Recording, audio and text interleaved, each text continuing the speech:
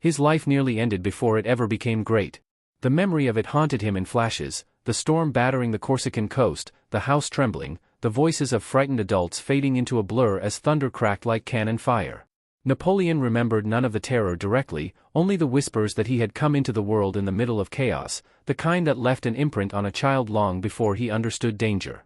Yet now, years later, as he stood alone in the dim stone corridor of Brienne, he felt the same unsettling pressure in his chest, as if the old storm had returned for him. Something was wrong. Something was happening just out of sight. The boarding school had always been cold, but tonight the air carried a sharper edge. The hall seemed longer, quieter, filled with a darkness that did not feel natural. Napoleon paused, sensing a presence he could not justify, not a person, not quite a threat, but something watching. He turned, expecting to see one of the older boys ready to mock him, yet there was only the long corridor stretching into shadow. A faint scraping echoed behind him. He froze. It was not the sound of boots or footsteps. It was softer, irregular, dragging along stone. Napoleon's fingers tightened around the small book he carried, the only weapon he had. His mind raced with possibilities, none of them logical. Perhaps a door had shifted with the wind. Perhaps a mouse scurried through the walls. But the scraping came again, slower, deliberate, as though something was moving toward him with purpose. He stepped forward, determined not to show fear, though his heartbeat pounded so loudly he feared the sound alone would give him away. Brienne had always been a place where he felt out of place, the poor Corsican boy among French aristocrats. Yet tonight, even the cruelty of his classmates seemed mild compared to the unknown presence filling the hall with a tension he couldn't explain. The scraping stopped. He stopped too, unsure whether the silence was a relief or a warning. The candle he held flickered violently, though the air was still. The shadows on the walls stretched unnaturally long, bending toward him. He swallowed hard, refusing to let dread dominate him. He had learned early that fear was a luxury those without privilege could not afford. He must endure. He must overcome. But as he continued down the corridor, he could not shake the feeling that he had stepped into the aftermath of something unseen, something dangerous. He reached the end of the hall and pushed open the heavy door to the courtyard. The cold night air struck him like a splash of water. For a moment he breathed more easily, convinced the oppressive sensation was only his mind playing tricks on him. Yet the courtyard brought no comfort. The moon hung unusually low, dimmed by clouds that looked bruised, almost purple. The wind carried no sound, not even the rustle of leaves. It was as if the world had been muted. Napoleon moved cautiously, his shoes crunching on frost-coated stones. The familiar training grounds and barren winter trees seemed transformed, twisted under the strange silence. He scanned every corner, expecting a figure to step out, expecting an explanation for the suffocating dread that clung to him. But no answer came. A distant bell rang, a single, hollow toll. He spun toward the academy's chapel tower. The bell rope should have been locked at this hour. No one should be inside. The bell echoed again, faint but deliberate, as though someone were signaling him. Napoleon's breath caught. He knew he should turn back, return to his dormitory, pretend nothing was wrong. But the curiosity burning in him, the very trait that would someday lead him across continents, refused to be silenced. He pressed forward, crossing the courtyard, each step feeling heavier than the last. The bell rang again, but softer now, almost hesitant. As if whatever called him was losing strength. Or patience. He reached the chapel door. It was slightly ajar. A thin line of darkness leaked through the crack, and though he could see nothing, he felt the shift in the air, colder, deeper, carrying a sense of vastness that did not belong inside a small chapel. Something lay beyond the door, waiting, perhaps even expecting him. Napoleon touched the handle. It was freezing, colder than anything else around him. His breath formed a thin mist as he exhaled, and for a moment he hesitated, sensing that what lay ahead was no ordinary mystery. It was something that did not belong in the rational world he clung to. He pushed the door open. The interior was swallowed in shadow. The faint moonlight that filtered through the stained glass seemed unable to penetrate the darkness. The bell rope swayed gently, though no wind touched it. Rows of empty benches stretched into the gloom like silent witnesses. Napoleon stepped inside. The door closed behind him with a soft click. He stiffened, resisting the instinct to whirl around. The air felt thick, almost tangible, and the shadows shifted subtly, bending in ways that made no sense. His pulse quickened as he walked deeper into the chapel, the silence around him pressing like a weight. Then, without warning, the candle flame in his hand extinguished itself. He didn't move. He didn't breathe. The darkness swallowed him whole. For a heartbeat he felt utterly alone. Then, from somewhere behind the altar, a sound emerged, not scraping this time, but a low, fractured whisper. He strained to understand it, but the words blurred, foreign, curling around his senses like smoke. He took a single step back. The whisper grew louder. Another step. Something shifted in the dark, not approaching, not retreating, simply existing in a space that should have held nothing. He felt its presence as surely as he felt the stone beneath his feet. Napoleon, who had spent his life fighting to command respect, found himself speechless, pinned in place by an unseen force that radiated uncertainty and danger. He didn't know what he had walked into. He didn't know what waited in the shadows. But he knew this. Whatever had called him here was not finished with him yet. Blood dripped from the ceiling like a slow, deliberate warning. Napoleon froze, his breath turning shallow, as if the walls themselves had begun to lean inward to listen. He didn't know whose blood it was, nor how it had seeped through the timber above him, but the metallic scent spreading through the dim corridor told him he was not alone in this decrepit fortress. The candle in his hand flickered, its flame shrinking as though it too sensed the danger crawling across the stones. He stepped forward anyway, each movement a silent negotiation with fear, each breath heavy with the unspoken truth that someone, was hunting him through these echoing halls.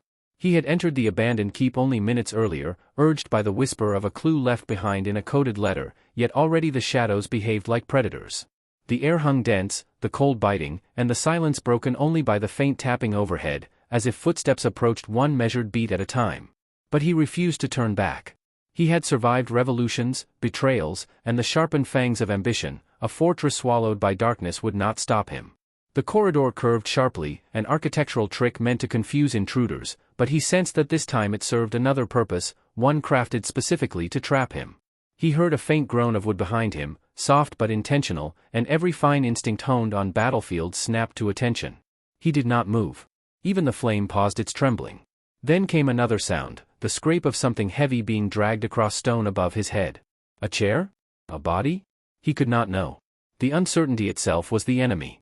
He advanced, cautiously, letting his fingers brush the wall. Dust clung to his skin. Cobwebs snapped under his touch. The fortress had been deserted for decades, its last occupants long driven away by superstition and fear, yet the dust on the floor bore the imprint of footprints fresher than a day old. One set. Leading deeper inside.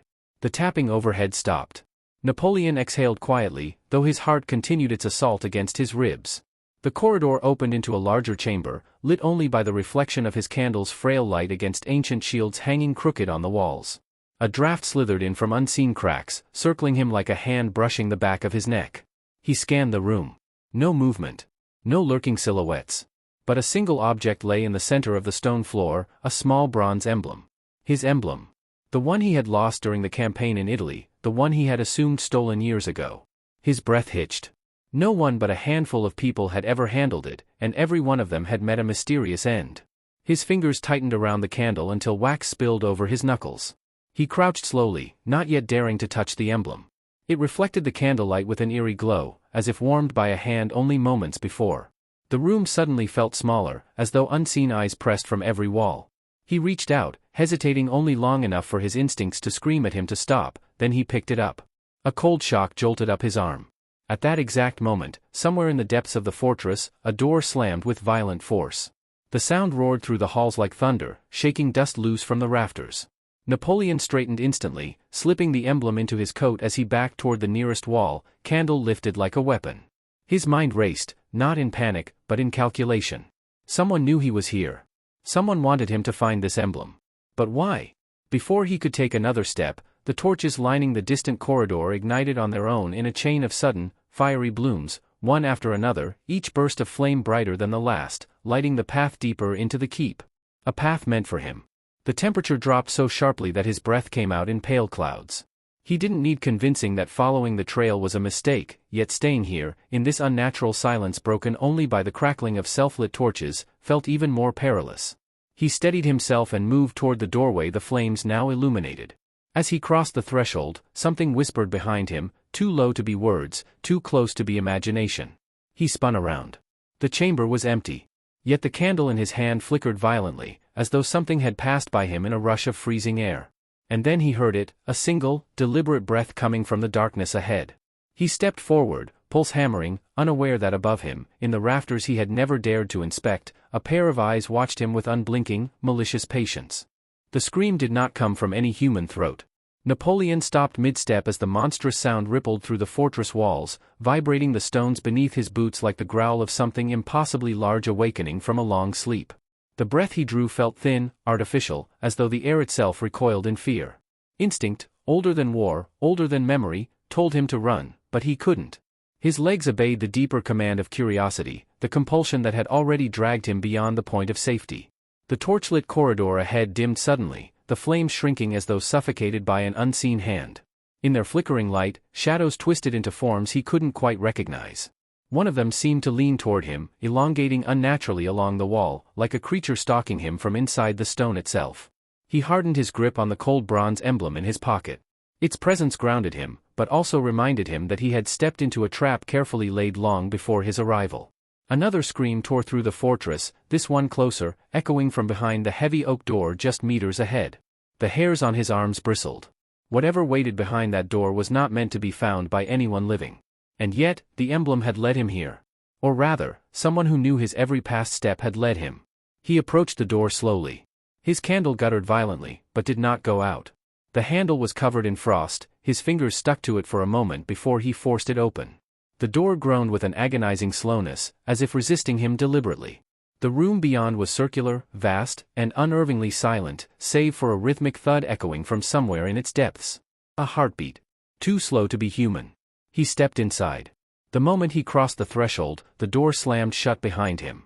He didn't turn around.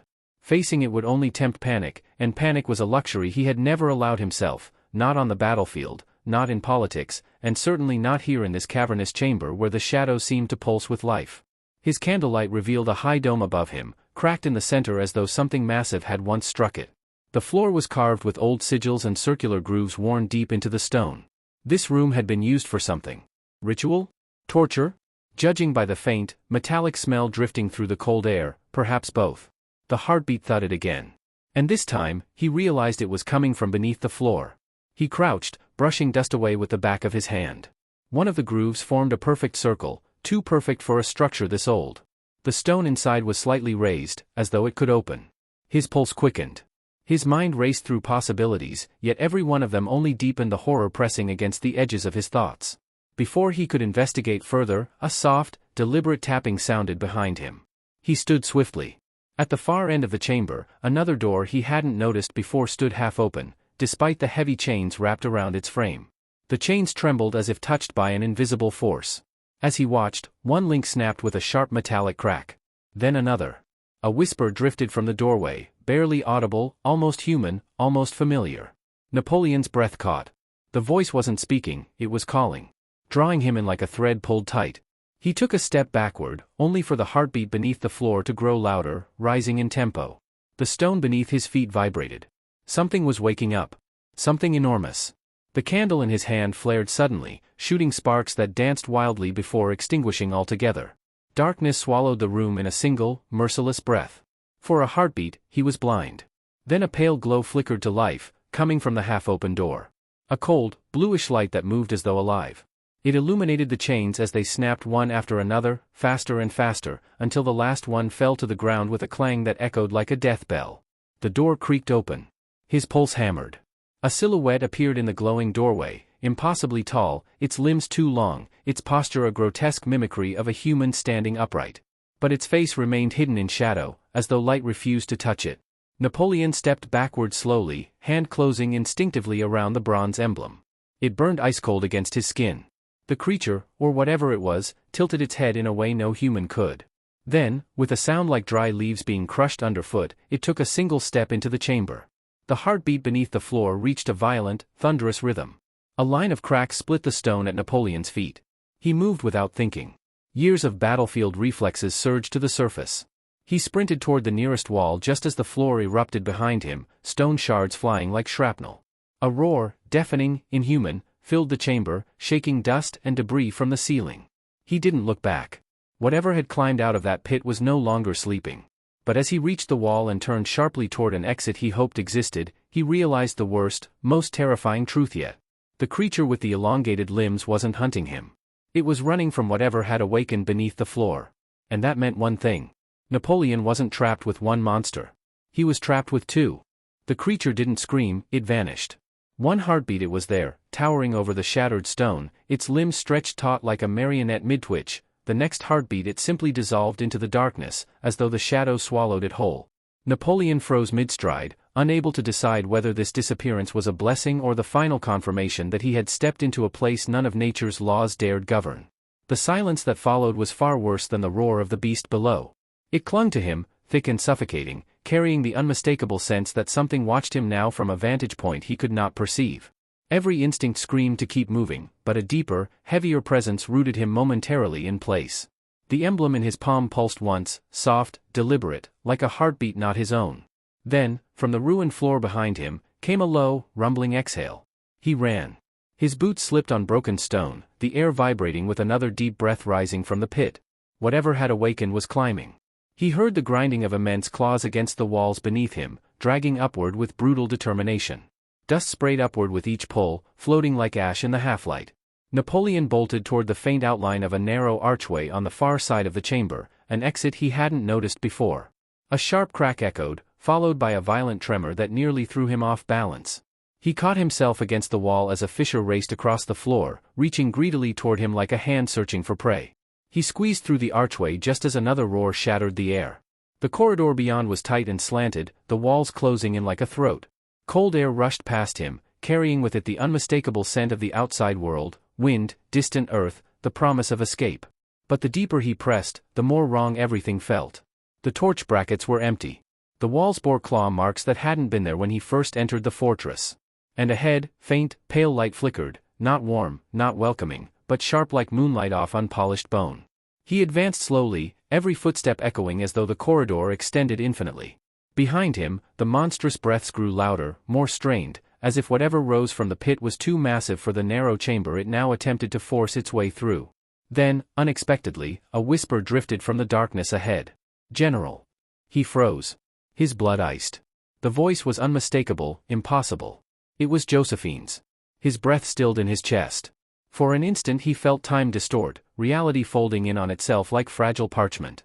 He wanted, needed, to believe she was here, that this nightmare had something resembling logic. But every rational part of him rejected the idea. She could not be in this maze of stone beneath a forgotten fortress. This was a place of horrors, not memories. Yet the whisper came again, softer this time, almost pleading. "General, this way." Against every impulse of self-preservation, he stepped forward. His fingers trailed along the cold wall, guiding him toward the voice. The pale light grew brighter, shifting subtly from blue to white, swelling until the corridor opened into another chamber, smaller, circular, strangely pristine. No dust. No cracks. No signs of age at all. At its center stood a single figure. A woman. Unmoving. Illuminated by a glow that seemed to emanate from nowhere. But she was not Josephine. Not exactly. Her posture was perfect. Her silhouette precise. Her hair fell in familiar curls, and her lips curved into the soft, knowing smile he had seen 1,000 times. But her eyes were wrong. Too wide, too still, too empty, as though they had been carved rather than grown. Napoleon did not breathe. The figure tilted her head, and for a terrible moment he feared it would detach entirely from her neck. The light intensified around her, shimmering in pulses that matched the emblem's cold rhythm against his skin. "You came," she whispered with Josephine's voice. His throat tightened. "What are you?" The figure blinked with mechanical slowness. The smile remained unchanged, frozen, eternal. "What you brought with you," she answered. His hand closed around the emblem. It burned now, not with heat but with freezing pressure, as though a glacier formed around his fingers. The bronze metal groaned, reacting to the presence of the figure. The false Josephine moved one step closer. Behind him, the monstrous creature roared, the corridor walls shaking violently as if the beast had finally freed itself from the pit. Dust and fragments rained from the ceiling. The sound was so powerful it drove Napoleon to his knees. But the figure did not flinch. Instead, she extended her hand toward him, palm open, fingers unrealistically long. "You must choose," she whispered, her voice doubled now, Josephine's layered with something ancient and hollow. "Stay with what you know, or face what you awakened." Napoleon tried to stand, but the floor pitched violently as the beast's massive steps collided with the outer walls. The chamber quaked, its perfect smoothness warping like melting wax. The figure's hand drifted closer to him. He took a step back. The corridor behind him erupted as the creature pushed through, its massive, scaled limb tearing into the chamber, claws cutting deep gouges into the stone. A booming growl filled the space, dripping with fury and hunger. The false Josephine turned her head toward the monster with a fluid, unnatural motion. "Choose," she repeated. Napoleon felt the chamber shrinking, the air thinning, the dread escalating with every passing heartbeat. But he sensed another truth, terrible and unspoken. The monster had not come to kill him. It had come to stop him from taking her hand. And that meant whatever she was far more dangerous than the beast that hunted him. The monster bowed. Its enormous, jagged frame lowered, not to attack him, not to devour or crush or chase, but in a gesture that twisted Napoleon's stomach with a new, more profound terror. The beast, a thing that should not obey anything born of nature, was kneeling, bowing, submitting. Not to him. To her. Napoleon staggered back, feeling the world tilt violently as every assumption he had made since entering the fortress shattered in an instant. The creature's massive head dipped low, claws scraping the floor in a gesture of unmistakable reverence. And the false Josephine, smiling with her too perfect mouth, did not even look at it. Her eyes, void and bottomless, were fixed solely on him, as though nothing else in the chamber existed, not even the monster large enough to tear the walls apart. "Do you see?" she whispered, voice layered and echoing like several voices speaking through a single throat. "Even what terrifies you knows its place." Napoleon could not speak. Breath caught in his lungs. Every instinct screamed for him to flee, deny, reject the nightmare, but his legs refused obedience. The emblem in his hand pulsed again, harder, sharper, almost as though it were panicking. Her hand remained extended toward him. The monster behind her trembled, pressing its clawed limbs deeper into the floor, waiting, holding itself back with visible agony. Napoleon understood then, in a way that chilled his bones. It feared her. "Why?" he managed to whisper. Her smile widened, stretching too far. "Because I was here long before he was summoned. Long before your armies marched across continents. Long before you held that emblem for the first time." He flinched. The emblem heated suddenly, burning into his palm, as if reacting to her words. "I never summoned anything," he growled. Her head tilted sharply, not in confusion, but amusement. "You carried the key. Nothing more. Nothing less." Behind her, the monster let out a rumbling growl, not threatening, but mournful, as though pleading with Napoleon to understand something he could not yet grasp. "You came here because you had to," she continued. "Because the one who marked you knew you would follow the trail. They knew curiosity would drive you, and destiny would compel you." His pulse hammered. "Who marked me?" She raised her hand higher, lowering her voice until it brushed against his thoughts like a cold wind. "The same force that marked us all. But you are the one who can open the way." Another tremor shook the chamber, harder, deeper. The walls spiderwebbed with cracks. Dust fell like gray snow. The monster roared in warning, turning its massive head toward the corridor it had come through, as though something even worse was following it. Napoleon's breath tightened. "There is more," he whispered. "There is always more," she said, stepping toward him. "Unless you choose to end it here, with me." The air thickened, vibrating. The emblem burned hotter, then suddenly went cold, a cold so deep it pierced his skin. Napoleon felt the floor shifting beneath him, the stone trembling as though preparing to split again. The false Josephine's eyes flickered, shifting from darkness to a glowing white radiance. Her hand reached toward his chest, not to take the emblem, but to touch the center of him. He stepped back instinctively, but the tremor behind him forced him forward again. The monster let out a furious roar, raising one of its claws. She turned her head sharply, glaring at it. The beast froze. Not with fear, but with pain. It clawed at the floor, dragging long furrows into the stone, struggling to stay upright as though an invisible force crushed its bones. "Stop!" Napoleon barked. He didn't know why. Perhaps the beast's agony hit some human nerve still intact within him. Or perhaps he realized he was witnessing the true nature of the thing before him, its power so great that even monsters obeyed in terror. She smiled at his reaction. "You pity it?" she asked softly. "Admirable. Futile, but admirable."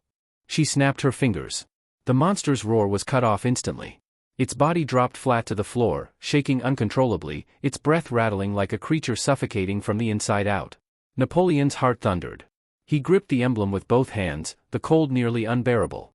He felt something shift inside it, a mechanism, a weight, a presence, and then his mind filled with a single, violent impulse. Use it. He didn't understand how. He didn't understand what it would do. But his body moved before his thoughts did. The emblem flared, glowing with a blinding light that burst through his fingers. He lifted it instinctively toward her. She recoiled. The first real reaction of fear he had seen from her. Her face twisted, still smiling but now strained, as though cracking under some invisible pressure. The light intensified, flooding the chamber, pushing her back step by step. "You cannot open it," she hissed, her voice breaking into two, then three, then a chorus of distorted echoes. "You do not understand what waits." Napoleon didn't stop. The emblem burned like a star in his palm. The monster behind her pulled itself painfully upright, its huge form shielding him from falling debris. She screamed, a sound that tore through stone and flesh alike, then lunged at him with clawed, elongated fingers. The emblem's light exploded outward.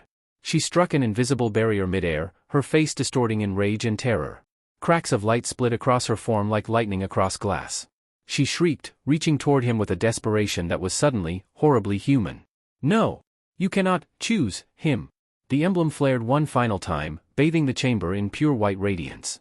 When the light faded, she was gone. The chamber was silent. The monster collapsed with a thunderous exhale, curling its limbs beneath its body in a pose not of defeat, but exhaustion.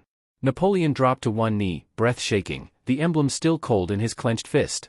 He had driven her away. But something inside him twisted with the realization that this was not victory. It was only the beginning of the end. The monster spoke his name. Not with a human tongue, not with any sound a living throat should make, but with a guttural resonance that shook the chamber and reverberated inside Napoleon's skull. The syllables twisted, warped, dragged across the air like a dying breath forced into shape, but unmistakably, undeniably, it said, "Napoleon." He staggered backward, spine colliding with the cold stone wall. The beast, its body still trembling from the battle with her, raised its head slowly, as though every movement risked shattering its bones. Its massive eyes, glowing with a faint amber light, fixed on him with a strange mixture of fear and reverence. He froze. If the monster could speak his name, then it understood him. Worse, it recognized him. The emblem pulsed once in his hand. The same cold throb he had felt before, except now it carried something else with it, intent. Direction. A pull, as though it were pointing him toward a choice he had not yet realized existed. The beast attempted to rise but collapsed again, its claws digging deep into the floor for support. Every breath it took sounded like metal bending under impossible weight. He approached cautiously.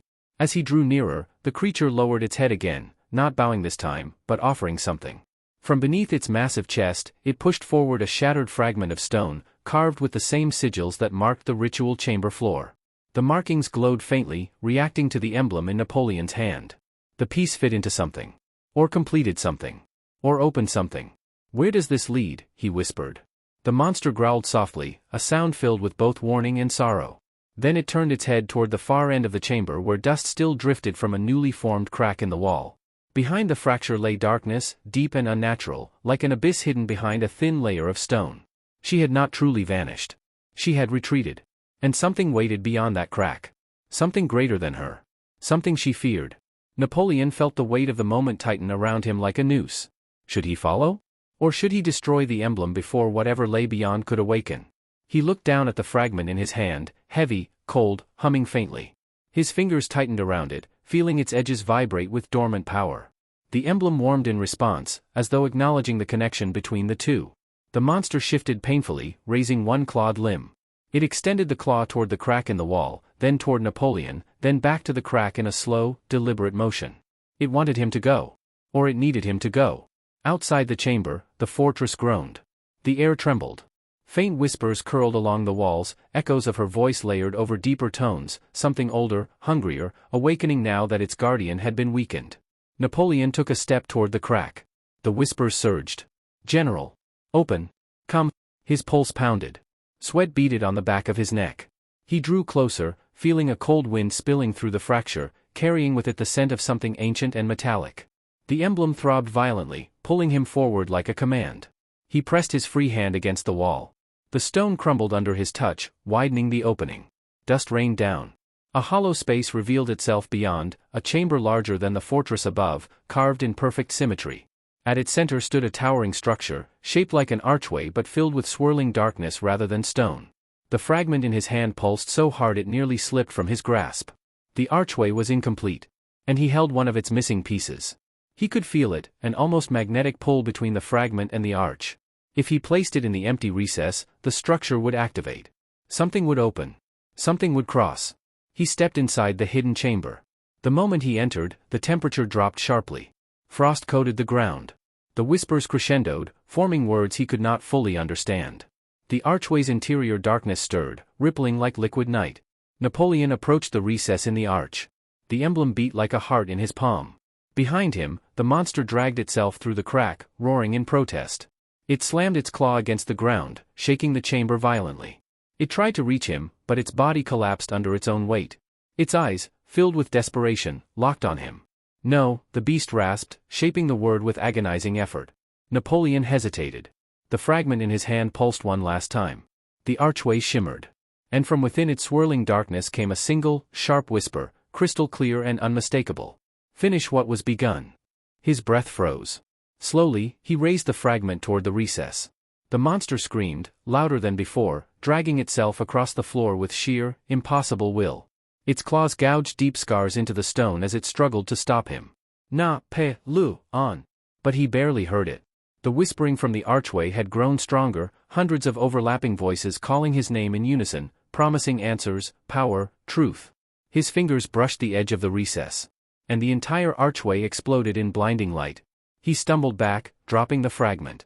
The monster wailed, the sound cracking the chamber walls. From the archway's glowing surface emerged a silhouette, tall, featureless, shifting like a shadow peeling itself from the void. Not her.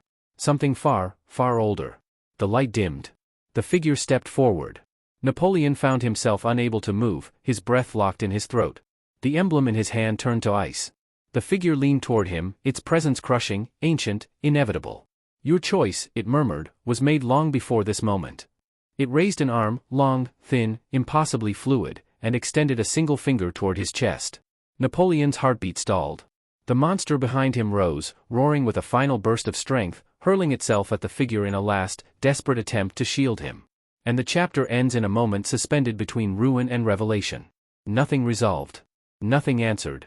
Only the cold certainty that a door, literal or not, had finally opened.